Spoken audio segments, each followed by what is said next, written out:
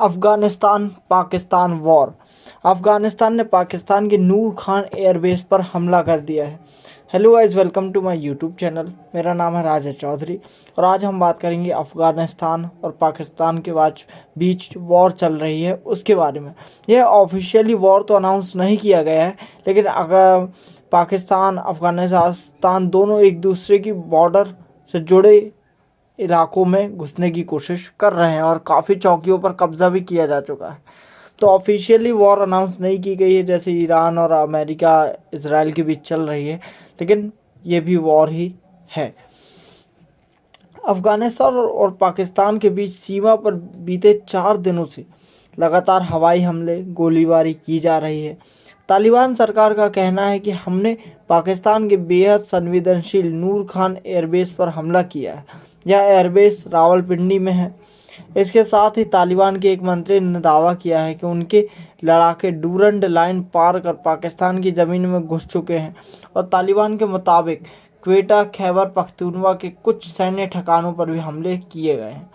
ये कार्रवाई पाकिस्तान की ओर से काबुल, बगराम और अन्य इलाकों में किए गए एयर स्ट्राइक के जवाब में की गई थी। दूसरी तरफ पाकिस्तान सरकार ने दावा किया है कि अब तक 400 से ज़्यादा अफगान लड़ाके मारे जा चुके हैं और सैकड़ों घायल हुए हैं।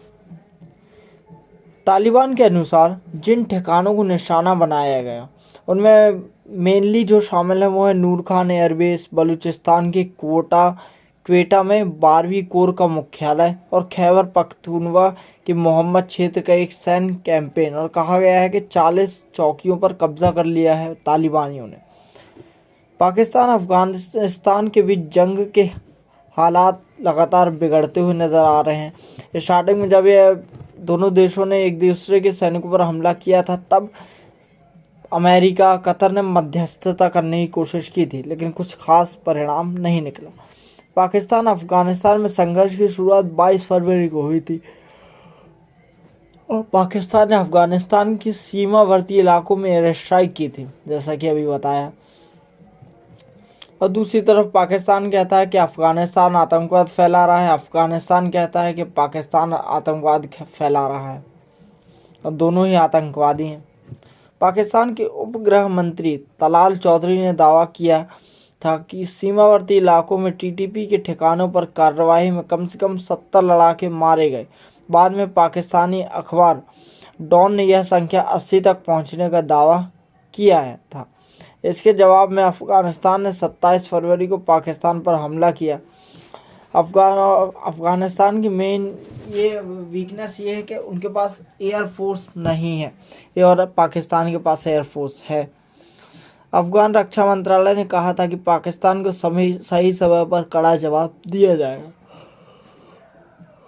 जैसे कि ईरान कहता है कि हम सबसे खतरनाक हमला करेंगे, लेकिन हमला करने के लिए ईरान के पास हथियार हैं ही नहीं। ईरान को एंड में समझौता ही करना पड़ेगा इजराइल अमेरिका से, क्योंकि पास हथियार ही नहीं है। उनकी एक मिसाइल अमेरिका की ज़मीन पर नहीं गिर सकती और यहाँ ईरान तबाह हो चुका है।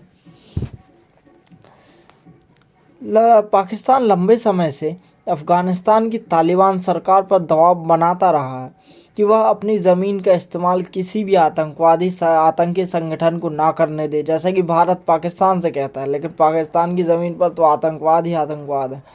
इस्लामाबाद का आरोप है कि टीटीपी अफगानिस्तान से ऑपरेट हो रहा है, जबकि आरोप तालिबान सरकार इन आरोपों से लगातार इनकार करती रही है। जैसे पाकिस्तान इनकार कर देता है कि ये सही ही हमारे यहाँ से ऑपरेट नहीं होता है। पाकिस्तान की एयर स्ट्राइक की बात करें तो कंधार, पख्तिया, नंगरहार, लगमान, काबुल और खोस्त, इन जगहों पर पाकिस्तान की एयर स्ट्राइक की गई और ये सारी जगह पाकिस्तान की बॉर्डर से जुड़ी हुई हैं। पाकिस्तान ने अफगानिस्तान में 415 तालिबान लड़ाके मारे।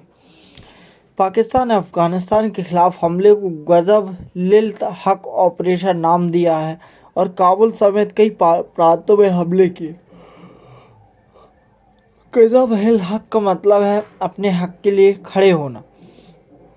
पाकिस्तान के सूचना मंत्री अत्ता उल्लाह तारर के मुताबिक अब तक 415 तालिबान लड़ाके मारे गए हैं, 580 से ज़्यादा घायल हैं और 182 पोस्ट तबाह की गई हैं। 31 पोस्ट पर कब्जा किया गया है और 185 टैंक और सैन्य वाहन तबाह किए गए। लेकिन अगर ऑफिशियली वॉर होती है तो पाकिस्तान हो सकता है आगे चलकर अपने न्यूक्लियर वेपन्स इस्तेमाल करे। पाकिस्तानी वायुसेना ने दावा किया है कि उसने नंगरहार और कंधार में तालिबान के सैन्य मुख्यालयों को निशाना बनाया। वहीं तालिबान का कहना है कि उसके सिर्फ 8 से 13 लड़ाके मारे गए हैं, कुछ घायल हुए हैं। उसने दावा किया है कि 55 पाकिस्तानी सैनिक मारे गए और 2 सैन्य मुख्यालयों समेत कई चौकियों पर कब्जा किया गया। तालिबान ने चेतावनी दी है कि अगर पाकिस्तान ने आगे हमला किया तो कड़ा जवाब दिया जाएगा। इतना हमला करने के बाद अगर आप कड़ा जवाब नहीं दे पा रहे हैं तो फिर आप में दम नहीं है। फिर अफ़गानिस्तान में वो बात नहीं रही जो पहले हुआ करती थी, जब अमेरिका था, रशिया था, सब अफ़गानिस्तान पर कब्ज़ा करना चाहते थे। लेकिन नहीं, अफ़गानिस्तान लड़ा, लेकिन आज अफ़गानिस्तान पीछे हट रहा है। पाकिस्तान की संसद में निंदा प्रस्ताव पास हुआ है। पाकिस्तान की सीनेट ने अफ़गानिस्तान के खिलाफ निंदा प्रस्ताव पारित किया। विदेश मंत्रालय ने कहा कि आगे किसी भी उकसावे पर कड़ा और निर्णायक जवाब दिया जाएगा। प्रधानमंत्री शहबाज शरीफ ने सेना मुख्यालय का दौरा कर जीरो टॉलरेंस की नीति दोहराई। वाह, जीरो टॉलरेंस की नीति। पाकिस्तान के सूचना मंत्री ने अफगान तालिबान सरकार को गैर कानूनी बताते हुए आरोप लगाया कि महिलाओं और अल्पसंख्यकों के अधिकार छीने जा रहे हैं। वाह, मतलब जब खुद पर हुआ तो बुरा लगा। यही आतंकवाद जो पाकिस्तान सालों से भारत की ज़मीन को पर पनपाते आ रहा है, अब उसकी ज़मीन पर आतंकवाद हुआ तो दर्द हो रहा है। अब तालिबान सरकार को आरोप लगा रहे हैं कि ये महिलाओं और अल्पसंख्यकों के अधिकार छीनते हैं। ऐसी कितनी ही न्यूज़ होंगी जिनमें ईश निंदा के आरोप में लोगों को भीड़ ने हिंदू लड़की को पीट पीट के मार डाला। उस पर तो कभी आपने प्रतिक्रिया नहीं दी और आज आप कह रहे हैं कि अल्पसंख्यकों पर अत्याचार हो रहा है। वाह, दोनों देशों के बीच पहले भी तनाव बढ़ चुके हैं। अफगानिस्तान और पाकिस्तान के बीच डूरन लाइन को लेकर विवाद शुरू हुआ। दोनों देश एक दूसरे पर हमले और आतंकियों को छिपाने का आरोप लगाते रहे। 2021 में अफगानिस्तान हुकूमत पर तालिबान के कंट्रोल के बाद से तनाव और भी बढ़ गया और ये सारा तनाव था 132 साल पुरानी डूरन लाइन का। डूरन लाइन की बात करें तो क्या है यह डूरन लाइन समझौता जिस पर ये वॉर छिड़ी हुई है?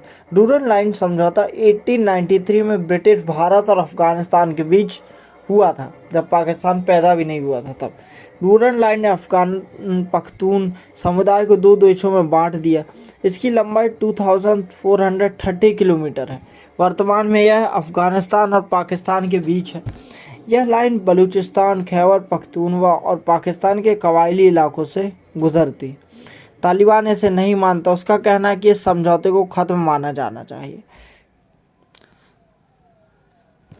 So thank you so much guys watching my video. ऐसे ही वीडियो के लिए मेरे साथ जुड़े रहिए। जय हिंद, जय भारत।